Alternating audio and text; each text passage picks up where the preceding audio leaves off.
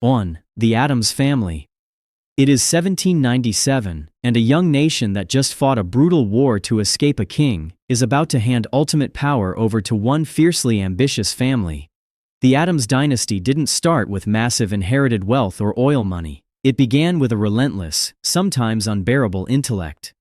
John Adams, a fiery lawyer who practically engineered the American Revolution, became the second president of the United States.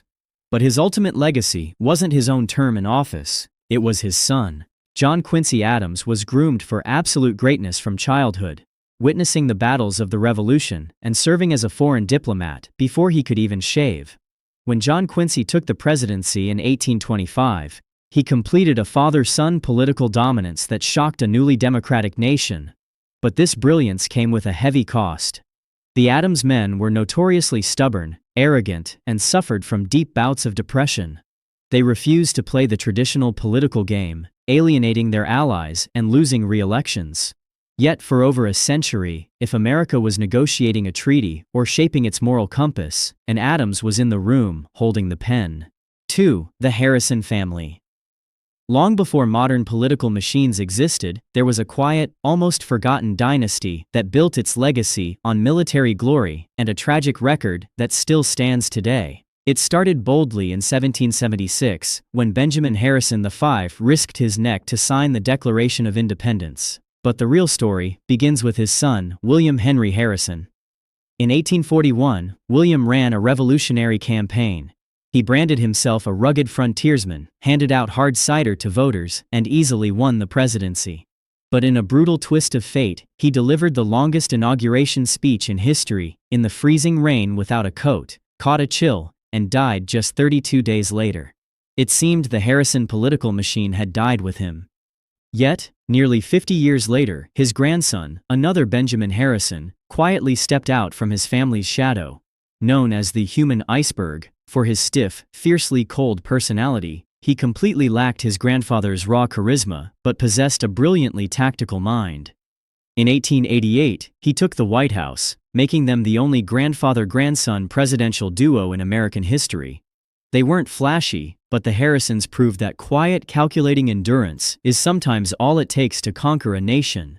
3. The Roosevelt Family. By the dawn of the 20th century, America wasn't just run by politicians, it was being shaped by a single, wildly wealthy Dutch bloodline that had split into two fiercely competitive rival camps. The Roosevelts didn't just inherit old New York money, they inherited an almost terrifying, restless energy. On one side stood the Oyster Bay branch, led by a man who survived an assassination attempt, finished his hour-long speech with a bleeding bullet hole in his chest, and then used his presidency to aggressively break up corporate monopolies. Theodore Roosevelt was a literal force of nature who believed absolute power was meant to be wielded boldly. But just decades later, the rival Hyde Park branch produced a man who couldn't even walk without heavy steel leg braces. Yet, Franklin Delano Roosevelt commanded more centralized power than any American president before or since. He completely rewired the nation's economy during the Great Depression and orchestrated a global world war from his wheelchair, shattering every political precedent to win an unheard-of 4 terms in office. They didn't just participate in American history, they completely monopolized it. 4. The Taft Family. Imagine a man who held the highest office in the free world, but absolutely hated every second of it. That was the bizarre reality of the Taft dynasty. A quiet but massive political machine that ruled Ohio and shaped American law for over a century. In 1909, William Howard Taft, a brilliant but dangerously overweight judge, was practically shoved into the presidency by his fiercely ambitious wife and his predecessor, Theodore Roosevelt. He didn't want the White House. He famously called it the lonesomest place in the world. But the Taft family didn't operate on personal desires. They operated on strict institutional control. While other dynasties crave the fleeting spotlight of the Oval Office, the Tafts figured out that true, lasting power wasn't in signing laws, but in judging them. After losing his re-election in a humiliating defeat, William finally secured his ultimate prize, Chief Justice of the Supreme Court. He remains the only person in history to lead both the executive and judicial branches. His descendants later dominated the Senate for decades, proving that the most enduring power isn't always loud or charismatic. Sometimes, it wears a black robe and simply waits everyone else out. 5. The Lodge Family. In the shadowy corridors of the United States Senate, one aristocratic family proved that you don't need to sit in the Oval Office to paralyze the entire globe. Long before modern lobbying, the lodges of Massachusetts were the ultimate Washington insiders, holding wealth and influence that traced back to the very founding of New England.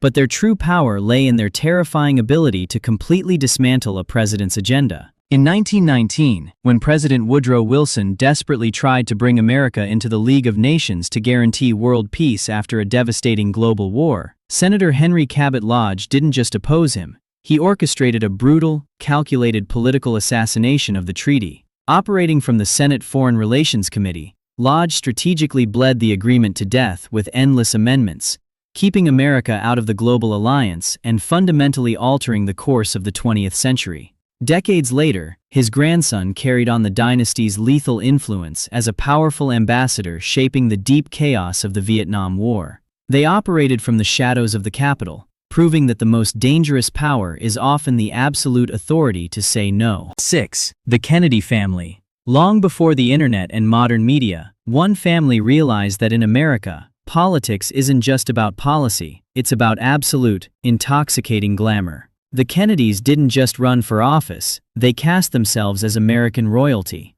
It started with Joseph P. Kennedy, a ruthlessly ambitious patriarch who amassed a staggering fortune on Wall Street and in Hollywood, deciding his ultimate purchase would be the White House. When his eldest son died in World War II, Joseph simply transferred that crushing, uncompromising expectation to his second son, John. In 1960, John F. Kennedy didn't just win the presidency, he fundamentally changed how power looked. With his movie star charisma and television-perfect family, he created a glittering era known as Camelot. But this unprecedented rise was shadowed by a terrifying, almost mythical darkness. The Kennedy dynasty paid a brutal price for their ambition. Within just 5 years, both the president and his fiercely powerful brother, Robert, were gunned down in front of a horrified world. Yet, their tragic allure only cemented their legendary status. For decades, the surviving Kennedys dominated the Senate, proving that some families don't just shape history, they bleed for it.